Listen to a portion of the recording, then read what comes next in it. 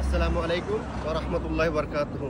সকল দিনী ভাই, আজকে আমরা ঐতিহাসিক স্থানে উপস্থিত হয়েছি, যেটা আইএমএ জাহিলিয়াতের যুগে কন্যা সন্তান অর্থাৎ ছোট বাচ্চাদেরকে ওই যুগে জিন্দা দাফন করা হতো।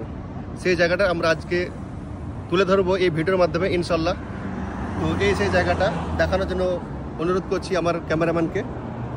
তো এই জায়গাটা হচ্ছে সেই জায়গা। এই জায়গায় ওই যুগে আইএমএ জাহিলিয়াতের যুগে কত সংখ্যক বাচ্চাদেরকে দাফন দেওয়া হয়েছে তার কোনো নির্দিষ্ট উল্লেখ নেই। তবে এখান থেকে আমরা প্রমাণ পাই যে কিছু সংখ্যক আইএমএ জাহিলিয়াতের যুগে বাচ্চাদেরকে দাফন করা হয়েছিল।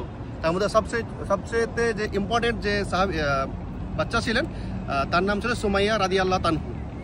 তো এই যে লোকেশন, যে সমস্ত হাজিগণ উমরা করতে আসছো এবং দেখার জন্য আহ্বান, তাদেরকে বলতে চাইছি যে শর্টকাটে আমি যে লোকেশন দিচ্ছি সেই লোকেশন যদি তোমরা ফলো করো বা ইউটিউবটাকে তোমরা সাবস্ক্রাইব করো, ফলো করো, তো অবশ্যই তোমরা আরও নতুন নতুন ভিডিও দেখতে পাবে ইনশাল্লাহ। তো আমরা দেখাবার চেষ্টা করব।